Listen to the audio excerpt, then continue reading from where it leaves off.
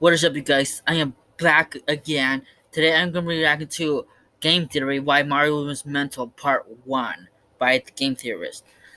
I actually got this in my recommendations, so please leave some suggestions to what I should react to. So please subscribe to me and subscribe to the Game Theorist. With that being said, let's begin. Move over, Walter White. There's a new anti-hero in town, and his name is Mario Jumpman Mario.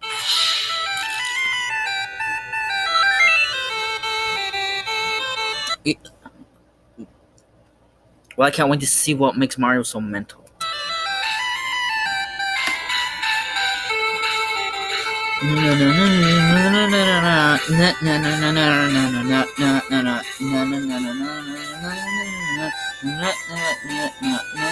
Hello, Internet. Welcome to Game Theory, where we put the O in Super Mario.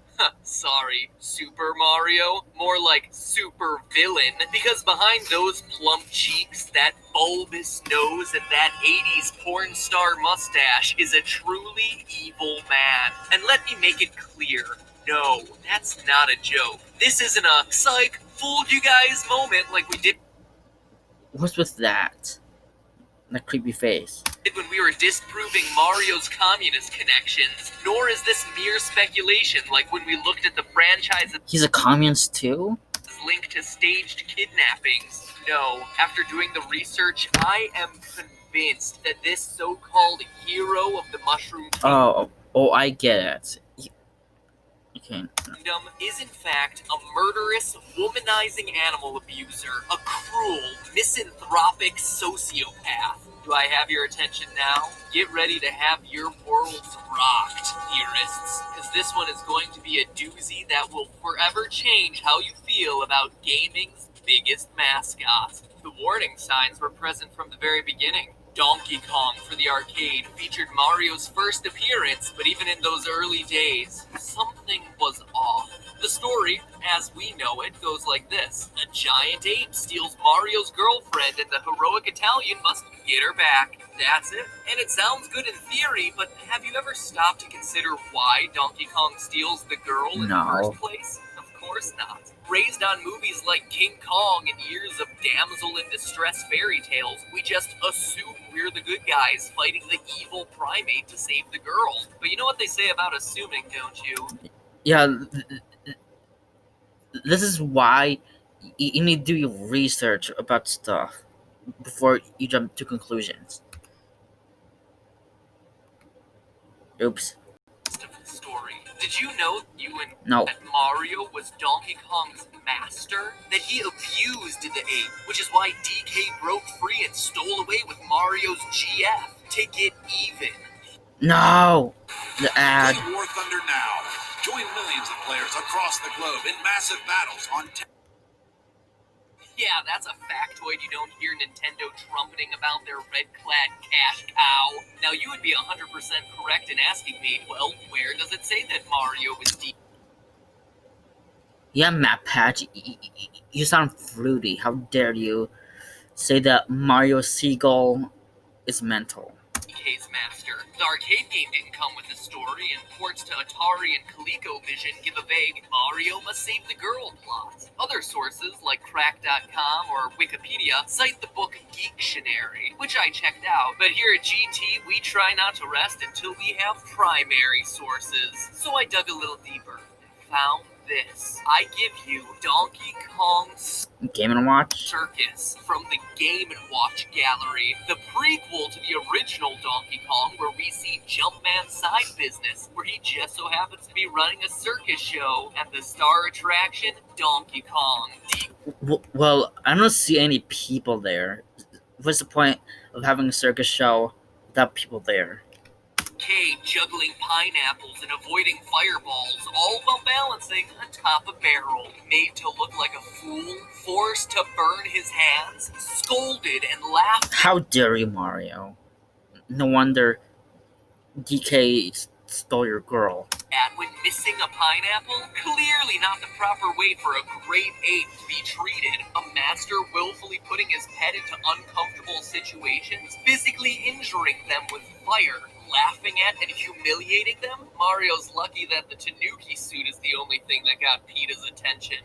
Oh, but dear theorists, we've only just begun. If we're talking Mario's predilection for animal abuse, we don't even The need turtles? to troll the obscure reaches of the Game & Watch gallery. Mario doesn't do much to Wait, I actually didn't know that there was a Popeye game. hide his violent tendencies.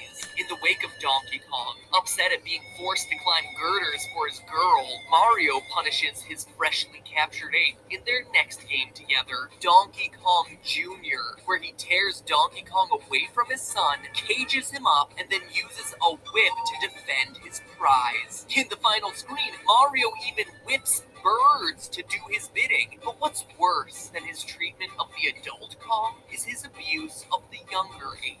Think about what we're Yeah, now I'm convinced that Mario is mental. seeing here.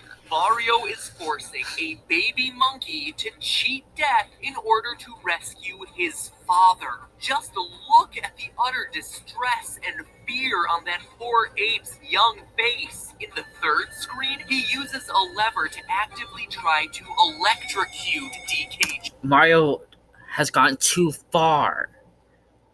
Just let the baby monkey rescue Donkey Kong. Jr. Let me reiterate that point. Mario, this icon of gaming, paragon of heroism, tries to electrocute a baby monkey for rescuing his father. A father who is put in danger and humiliated in a circus show run by a red-wearing carpenter who wields a whip. This is the behavior that we have ignored and overlooked, dear gamers, and this is the information that Nintendo has been happy to silently sweep under the rug. But wait, that's not all. We're pulling all the skeletons out of the closet this time. Mario is an equal opportunity animal abuser. He also hates insects. Take, for instance, wigglers, innocent, happy caterpillars that, across the Mario franchise, show absolutely zero intentions of ever hurting Mario. Yeah, but in the Mario games, when you touch a Wiggler, like head on, you like shrink or something or die. Have fucking daisies on their heads for crying out loud. And what does our hero do? He ruins their home, not once, but twice, in both Super Mario 64 and Super Mario Sunshine. Then, after trashing their homes, he proceeds to jump on them, crushing them to death. An innocent creature who did nothing wrong but get upset when his home was violated. From this perspective, Mario is no better than a child burning ants with a magnifying glass, torturing small insects just for fun. And wigglers are Yeah, Mario, stop behaving like a child. Like a twisted-minded child. only one of multiple examples. That's not even mentioning creatures like Cheep Cheeps. Fish who are just swimming around peacefully, not even attacking Mario, who get targeted, burned alive by... Wait, isn't there a type of Cheep Cheep that goes after you? It's either red or green. Tell me in the comments which color the Cheep Cheep I'm thinking of. It's a red or green. Mario's fiery vengeance. But let's cut the guy some slack. Wigglers and the rest are quote-unquote enemies in the game because, you know, Mario's supposedly the hero and stuff. What's inexcusable, though, is his mistreatment of his family and his allies. Take, for instance, the Yoshi. We learn in the beginning of Yoshi's Island that these cute dinos are responsible for saving Mario's life. To recap, a stork drops baby Mario... Wait, yeah, this is the... I'm pretty sure that Mario punches Yoshi in the head in Super Mario World. Who, as luck would have it, lands safely on the back of a Yoshi. The rest of the game has a team of Yoshis risking their lives to reunite the baby with his kidnapped brother, then delivering the two back to their parents. A cute story, right? Heartwarming. Gets you right there. Well, fast forward to adult Mario, hopping once more atop his trusted and loyal friend to save the day and... Wait, he just punched him. Look again. Mario punched... Wait, it, now it looks like he's pointing somewhere, but if you look, I don't know. Punches the Yoshis to get them to extend their tongue. You can even see the Yoshi flinch before it happens. He is physically beating this animal to get it to do what he wants it to do. And let's not forget, Mario, stop being such a jerk. You're lucky that you're lucky that Yoshi didn't give up. that Mario will drop a Yoshi into a pit without hesitation, just to get a couple extra inches out of his jump. Yeah, Mario, what is wrong with you? And if you keep doing that to all the Yoshis, that means the Yoshis will be extinct, and it'll be your fault. A pit that, time and time again, has clearly been shown to result in death. Once again, we don't just see animal abuse, we see family abuse. Lest we forget, this is Yoshi, the same creature who had to deal with this and this to keep baby Mario safe. These tender-hearted dinosaurs are practically family, and what do they get? A punch and a pit. Disposable like tissues. If only they had fed that obnoxious baby to a piranha plant. The Mushroom Kingdom Well, how much years do the Yoshis live? would be a happier and safer place. Speaking of abusing family, though, this next one, in my opinion, is Mario's worst sin. His treatment of Luigi. Now, stop for a Nonsense. minute and look at this guy. He's an adorable coward, an awkward wannabe hero who thinks the world of his brother. Look at the way he reacts at the end of Luigi's Mansion when he sees his brother is safe. Even though it's told mostly through gestures and goofy sounds, his joy is moving. Without doubt, Luigi is one of the sweetest, most genuine characters in gaming. In Paper Mario, you can read his secret diary, which goes Reading a diary. Oh my gosh. What is wrong with you, Mario? You don't have a heart, do you? on and on for pages about how much he admires Mario, how much he wishes he could go on these adventures, how he's asked over and over to be included on the next big quest. And what we read is that Mario has crushed those dreams, crushed them like the thousands of Goombas he's crushed under his fat Italian weight, denying his... First off, I thought reading his diary was so bad, but Mario crushing Luigi's dreams, now that's even worse. brother any chance of fulfilling his dream of living a happy life. But it gets worse than sheer neglect. Look at the ending of New Super Mario Bros. Wii. Luigi flies it, offers Mario and Peach room in his balloon, and then they just fly off without him. They don't acknowledge his existence. They don't Bruh.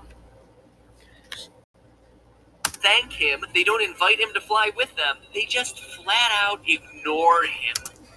Even Peach ignores him. You two jerks. He is less than the Koopa remnant on the bottom of Mario's shoes. Luigi doesn't get any thanks at the end of Mario is Missing either. After Luigi's completed this quest, Mario just strolls Wait, out I never heard of this game. and stands there. Stands there. No thank you, no nothing. Just staring at They were probably having a staring contest. his brother like, I hope you liked the lamest adventure in our franchise, bro. 'Cause Oh, no wonder. No wonder nobody talks about it. that's the most you're ever going to get. But what's disgusting, and I mean disgusting, is Mario's behavior at the end of Mario Power Tennis. Yeah, we're pulling out the real obscure games to get to the heart of this jacket. Does it sound like I'm fired up? Yeah, because I'm fired up. I am angry that I have been deceived by this sleazeball plumber for decades, that I have called No, him a hero, that I have been his fanboy. Here's Wait, how do his power-ups work? why. In Mario Power Tennis, if Luigi wins, this is what happens. he celebrates. For once, this perpetual player 2, this second fiddle gets his chance in the spotlight. People are cheering for him. A stadium full of people are celebrating Luigi. He's holding a trophy, and what does Mario do? The brother who Luigi would love the approval of more than anything else. Let me guess. Does he smack the trophy from his hand? What does he do? Walks up to him, applauding, laughing, slaps him on the back, and then grinds his shoe into his... That is even worse. How dare you humiliate Luigi in his win streak? I don't know how to say it. brother's foot, stands there, and grinds it in. You heartless monster.